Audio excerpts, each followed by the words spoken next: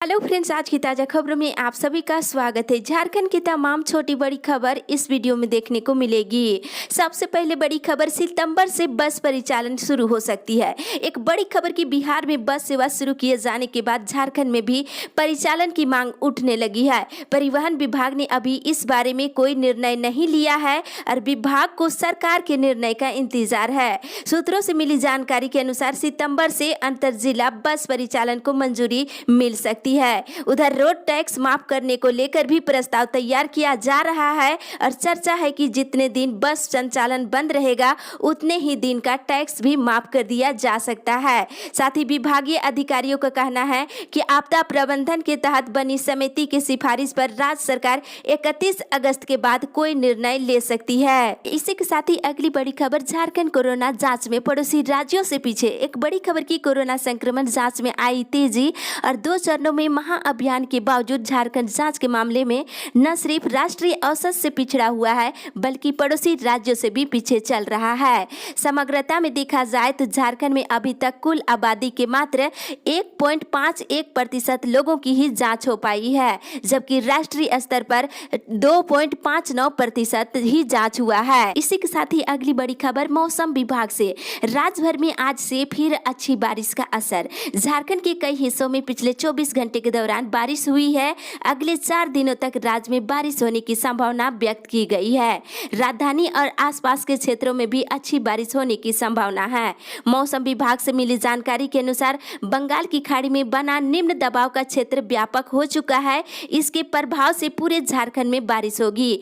30 अगस्त तक राज्य में मानसून सक्रिय रहेगा। इसी के साथ ही अगली बड़ी खबर, झारखंड कोरोना अपडेट्स मिले 1056 नए मरीज, 12 और की मौत। एक बड़ी खबर कि झारखंड में लगातार कोरोना मरीजों की संख्या बढ़ रही है और पिछले 24 घंटे के दौरान 1056 नए मरीज मिलने के साथ ही 12 और की मौत हो गई, जिसमें से पूर्वी सिंहभूम से 8 और बोकारो, कोडरमा, रांची और पश्चिमी सिंहभूम से 1-1 नए मरीज की मौत हो गई। अब राज्य में कुल कोरोना से मरने वालों की संख्या बढ़ करके 345 हो गई है। साथ ही आज मिले मरीजों में से बोकारो से 68, देवघर से 24, धनबाद से 54, दुमका से 22, पूर्वी सिंहभूम से 141, गढ़वा से 17, गिरिडीह से 30, गोड्डा से 9, गुमला से 17, हजारीबाग से 58, जामताड़ा से 14, खुट्टी से 14, कोडरमा से 34, लातेहार से 24, लोहरदगा 17, पाकुड़ से 8, पलामू से 15, रामगढ़ से 67, रांची से 314 और साहिबगंज से 22, सरायकेला से 24, सिमडेगा से 27 और पश्चिमी सिंहभूम जिले से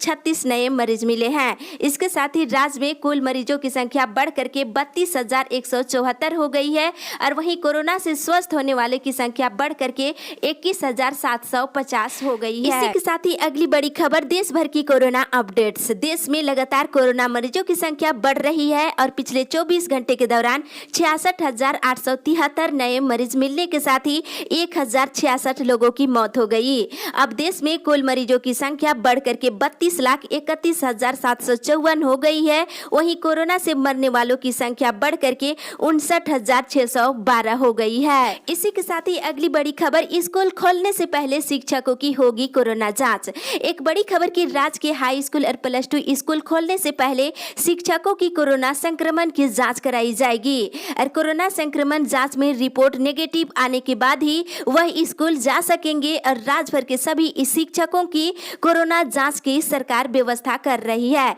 शिक्षा मंत्री जगन्नाथ महतो ने कहा है कि शिक्षकों की कोरोना जांच करानी जानी चाहिए। जांच एक प्रक्रिया है, इससे शिक्षकों को घबराना नहीं है। बोकारो जिले से जांच की शुरुआत हो रही है। कोरोना रिपोर्ट नेगेटिव आने के बाद शिक्षकों को विशेष एहतियात बरतनी होगी। इसी के साथ ही अगली बड़ी खबर, आज से मनरेगा कर्मियों की 2 दिवसीय हड़ताल। देश भर के मनरेगा कर्मियों की 2 दिवसीय सांकेतिक हड़ताल 26 और 27 अगस्त को आयोजित की गई है। अखिल भारतीय मनरेगा कर्मचारी संघ की ओर से इस कार्यक्रम का आयोजन किया गया है। इसके तहत सारे जगहों पर कर्मी 2 दिनों तक हड़ताल पर रहेंगे। संघ ने कहा है कि हड़ताल का समर्थन किया है और समान काम, समान वेतन सहित 5 सूत्री मांगों को लेकर वे हड़ताल कर रहे हैं। संघ का कहना है कि झारखंड के कर्मियों के साथ न्याय नहीं हो रहा है। इधर झारखंड मनरेगा कर्मचारी संघ के महासचिव मोहम्मद इम्तियाज ने कहा है कि उनकी हड़ताल अभी भी जारी रहेगी जब तक सकारात्मक वार्ता नहीं होती। वे लोग हड़ताल पर ही रहेंगे। इसी के साथ ही अगली बड़ी खबर, 15 लाख लोगों को 5 रुपये में मिलेगा 5 किलो अनाज। अनाज। एक बड़ी खबर की राज्य सरकार 15 लाख जरूरतमंद लोगों को हर महीने 5 किलो खाद्यान्न 1 रुपये प्रति किलो की दर से मुहैया कराएगी। राष्ट्रीय खाद्य सुरक्षा अधिनियम 2013 के तहत लाभुकों को यह सुविधा मिलेगी।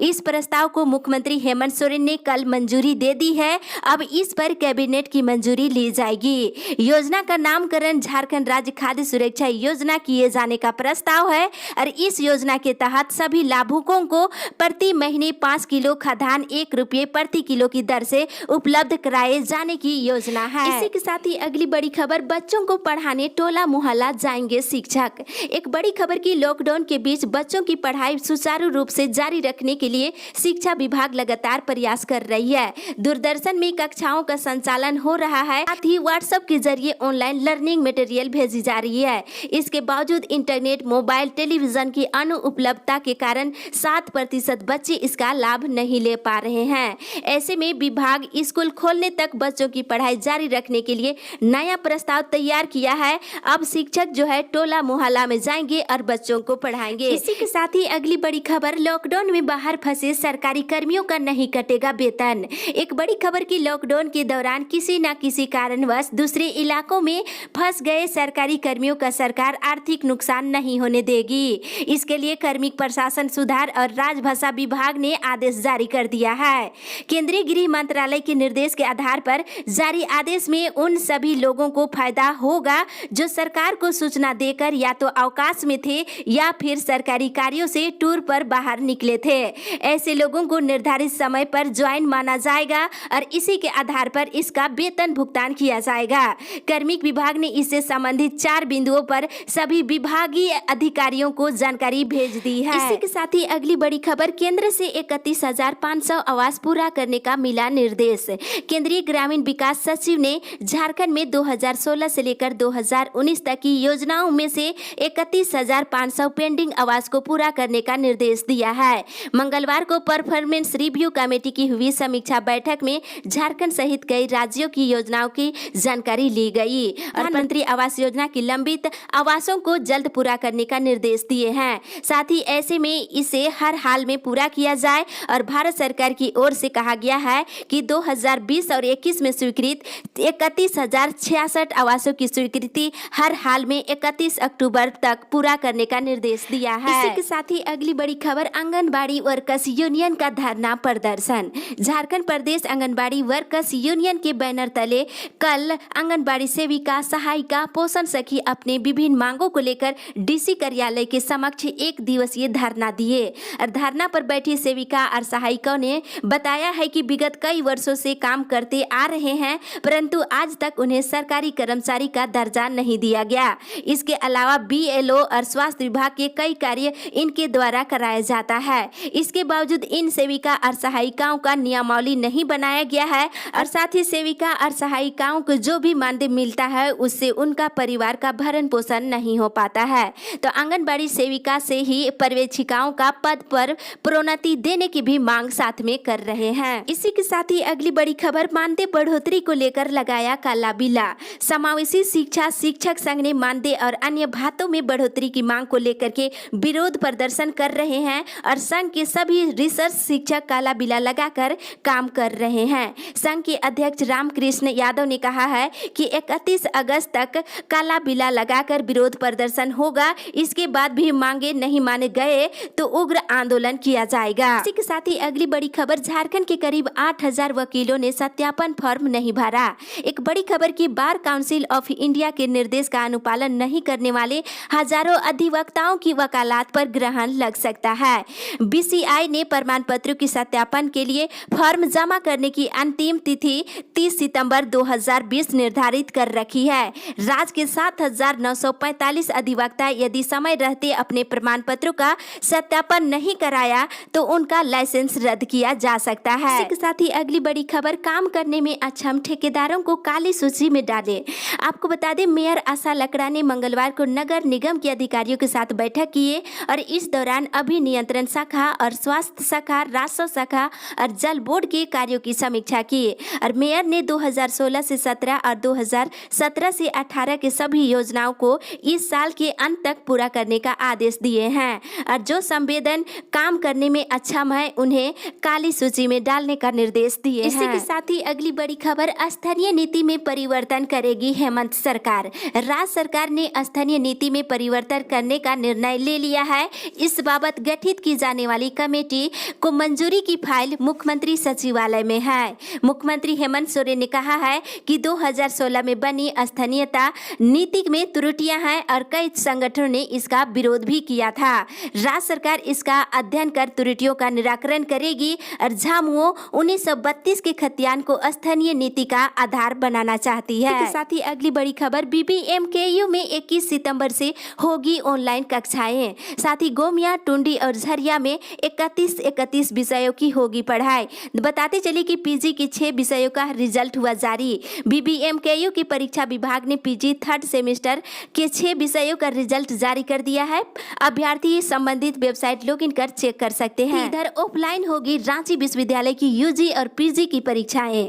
रांची विश्वविद्यालय यूजी सेमेस्टर 6 और पीजी सेमेस्टर 4 की परीक्षाएं अब ऑफलाइन मोड में होगी। रांची विश्वविद्यालय ने सभी कॉलेजों को इस संबंध में दिशा निर्देश जारी कर दिया है। अभ्यर्थी परीक्षा फॉर्म 11 सितंबर तक भर सकते हैं। इसी के साथ ही अगली बड़ी खबर, कोरोना काल में पीएफ से पैसा निकालने वाले 2 गुने बढ़े। एक बड़ी खबर की कोरोना काल में लगे अर्थ ग्रहण का असर झारखंड में दिखने लगा है। नौकरी से बाहर हो रहे लोगों की तादाद बढ़ती जा रही है और कंपनियों में नौकरी से नहीं हटाए जाने के बावजूद वेतन के लले पड़ गए हैं। झारखंड में भविष्य निधि से पैसे निकालने वालों की तादाद 2 गुनी हो गई है और कर्मचारी भविष्य निधि संगठन के आंकड़ों के अनुसार अप्रैल में लगभग 65,000 लोगों ने अपने भविष्य निधि के रखे राशि को निकाल लिए हैं। इसी के साथ ही अगली बड़ी खबर, यूरिया की कालाबाजारी, धरती पुत्र हो रहे परेशान। चाईबासा, चक्रधरपुर और आसपास के ग्रामीण क्षेत्रों में इन दिनों यूरिया खाद की घोर कमी हो गई है और यूरिया की कालाबाजारी होने से धरती पुत्रों को काफी परेशानी हो रही है। ग्रामीण इलाकों से आने वाले किसान यूरिया के लिए दुकानों में भीड़ लगा रहे हैं। चक्रधरपुर प्रखंड में यूरिया खाद की घोर किल्लत से क्षेत्र के किसान काफी परेशान हैं। इसी के साथ ही अगली बड़ी खबर, विदेशों से बिना लक्षण वाले ही लौट सकेंगे। एक बड़ी खबर की केंद्र सरकार ने वंदे भारत मिशन के जरिए चलाई जा रही विशेष उड़ानों के लिए मानक संचालन प्रक्रिया जारी किया है। नागरिक उड्डयन मंत्रालय के दिशा निर्देश अनुसार सिर्फ बिना लक्षण वाले यात्रियों को बोर्ड पर अनुमति मिलेगी। यात्रा का खर्च यात्रियों को खर्च करना होगा। साथ ही बोर्डिंग के समय सभी यात्रियों को थर्मल स्क्रीनिंग से गुजरना पड़ेगा। दिशा निर्देश अनुसार यात्रा के लिए पात्र व्यक्तियों की श्रेणी को गृह मंत्रालय द्वारा अनुमति दी जाएगी। नागरिक उड्डयन मंत्रालय वेबसाइट पर व्यक्तियों की श्रेणी प्रदर्शित करेगा। इसी के साथ ही अगली बड़ी खबर, 5 महीने से वेतन नहीं मिलने से परेशानी। झारखंड के अंगीभूत महाविद्यालय में इंटरमीडिएट शिक्षकों और शिक्षकोत्तर कर्मचारियों को लॉकडाउन के बाद 5 महीने से मानदेय भुगतान नहीं किया जा रहा है, जिसके कारण शिक्षकों और शिक्षकोत्तर कर्मचारियों की आर्थिक स्थिति काफी दयनीय हो गई है। शिक्षकों और शिक्षकोत्तर कर्मियों ने वेतन भुगतान के लिए मांग कर रहे हैं और वेतन भुगतान की मांग को लेकर के मुख्यमंत्री हेमंत सोरेन से मिलने का निर्णय लिया गया है। अगली बड़ी खबर, स्कूलों की रसोइया के मानदेय भुगतान की मांग। स्कूलों में मध्याह्न भोजन बनाने वाली रसोइया को विगत 5 महीने से लंबित मानदेय का भुगतान शीघ्र कराने की मांग की गई है। राजनीतिक कार्यकर्ता आलोक कुमार साहू ने झारखंड के शिक्षा मंत्री जगन्नाथ महतो को ट्वीट कर मांग रखी है। साथ ही अगली बड़ी खबर, नाई समाज की सभी समस्याओं पर विचार करे सरकार। भाजपा के प्रदेश महामंत्री और राज्यसभा सदस्य समीर उरांव ने प्रदेश के नाई समाज के बीच बढ़ती हताश, निराशा और आर्थिक तंगी से हो रही आत्महत्याओं पर गहरी चिंता व्यक्त किए हैं। उन्होंने जमशेदपुर में इस समाज के 2 व्यक्तियों द्वारा आर्थिक तंगी से की गई आत्महत्या पर शोक प्रकट करते हुए कहा है कि यह समाज आर्थिक तंगी से जूझ रहा है। नाई समाज अपने हुनर के बल पर अपने पैरों पर खड़ा रहता है, सेवा के बल पर अपनी आर्थिक उन्नति भी करता है। उन्होंने राज्य सरकार से नाई समाज की समस्या को गंभीरता से लेने की आग्रह किए हैं और कहा है कि सरकार इस समाज के लिए पैकेज पर विचार करे जिससे इनकी समस्या का निदान हो सके। इसी के साथ ही अगली बड़ी खबर, 6ठी जेपीएससी पर आंशिक सुनवाई। झारखंड हाई कोर्ट में मंगलवार को जस्टिस राजेश शंकर की अदालत में 6ठी जेपीएससी के अंतिम परिणाम को चुनौती देने वाली याचिका पर आंशिक सुनवाई हुई। इसके बाद अदालत ने इसे उक्त मामले में सुनवाई के लिए 8 सितंबर की तिथि निर्धारित किया है। अगली बड़ी खबर, बीएसएनएल ठेका मजदूरों को मिलेगा 3 महीने का बकाया। दोनों पक्षों में हुई वार्ता के बाद दैनिक भोगी मजदूर संघ के अध्यक्ष भवन सिंह ने बताया है कि महाप्रबंधक ने आश्वासन दिया है कि मजदूरों का 3 महीने के बकाये वेतन का भुगतान 7 सितंबर तक कर दिया जाएगा। बाकी बचे 8 महीने का वेतन अक्टूबर महीने से हर महीने 2 महीने का वेतन का भुगतान करके पूरा कर दिया जाएगा।